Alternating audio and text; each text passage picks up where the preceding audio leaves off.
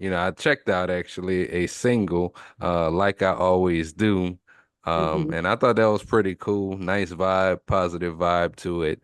Tell us a little bit about the concept and, the inspiration behind creating that single. Okay.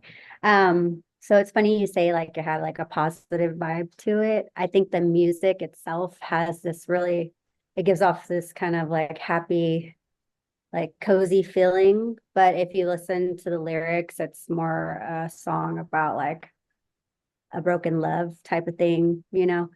Um, I wrote that song on its own, so there was no music to it. I just kind of created the melody myself. I laid down a scratch vocal, and then I got in touch with a friend of mine. His name's Nick, and he goes by Panic City. And I was just like, "Hey, do you think you could put some music to this?" And that's what he came up with, and it like fit perfectly. So I was really happy with that. Because I create a lot of different ways, kind of like you were saying. Sometimes I like to write the song based off of just the vibe that I have at the moment and make an instrumental like that. Or other times I'll have an instrumental just sometimes sitting around. It could be something that I just made or something that's been around for, months. And Mhm. all of a sudden I find that one day where some inspiration hits. But like, do you have a preferred way, like one versus the other, or you just kind of create based off of inspiration?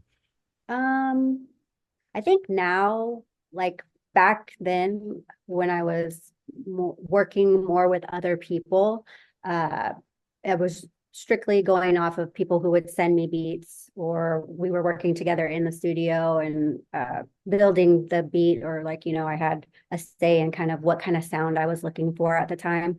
But now it could be anything. So it could be something as simple as me hearing something on the TV and then just having lyrics in my head and then kind of running with that just on its own. Or I just have like this concept of a song I want to write with no music, like I did with Like I Always Do.